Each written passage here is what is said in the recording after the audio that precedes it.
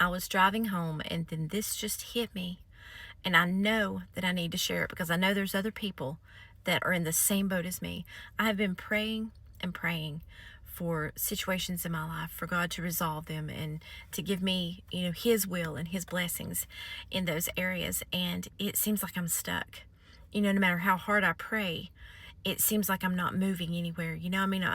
He's sustaining me and my needs are being met, but it just feels like I'm I'm stuck. And then it just hit me this morning. There's something left to be done in this season of my life. This waiting period, there's something that needs to be done. It could be something we need to be doing for God. This time is not over yet for a reason. There's always a reason with God. Everything's intentional and everything is for our good.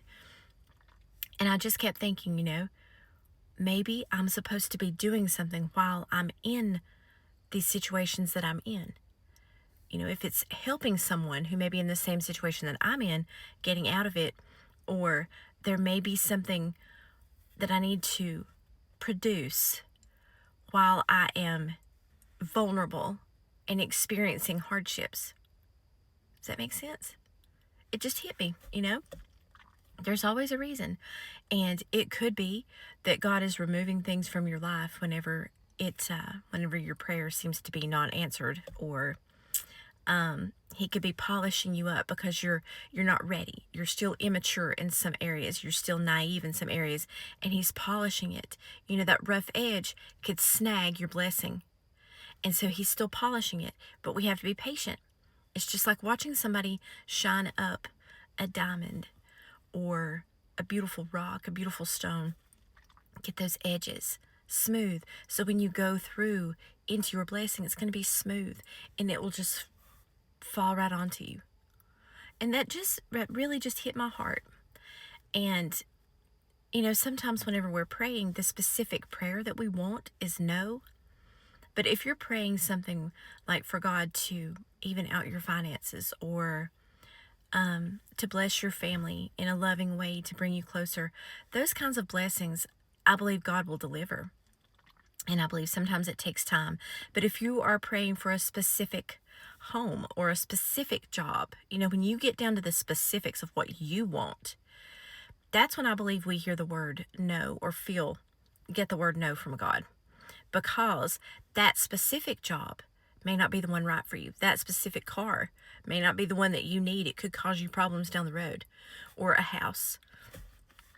Or a relationship. If you're asking and praying for a specific person, when you get into the specifics, God may say no to that specific because he has a better blessing in that area of your life for you. And it's hard to see it. You can't see it. We can't see it. We see the present. We know what happened in the past. God sees past, present, and future at one time. That's why it's so crucial, no matter how hard it is, to trust his timing and not go off on our own and try to answer that prayer by ourselves. That's where we get ourselves in trouble. I know I have. I absolutely have. But I wanted to tell you guys this because I believe a lot of times that's what we're experiencing. Instead of rushing God and saying, God, I'm running out of time. I need this blessing now. I need it. We need to be saying, okay, God, is there something else I need to be doing right now? Is there a job that you have for me that I'm missing? Is my brain too chaotic and I'm not calming it down? I'm not tuning out the ways of the world to hear your voice. So if there is something that I need to be doing, please put it on my heart so I'll know. And that may be it. That may be it. And once we do that, then we're going through into our blessing. It's sooner. But the thing to remember is this. We don't need to just ask God for things, just to receive things.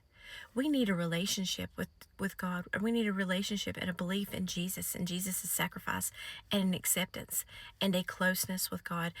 That's when we start walking with God and seeing how his will is best for our lives.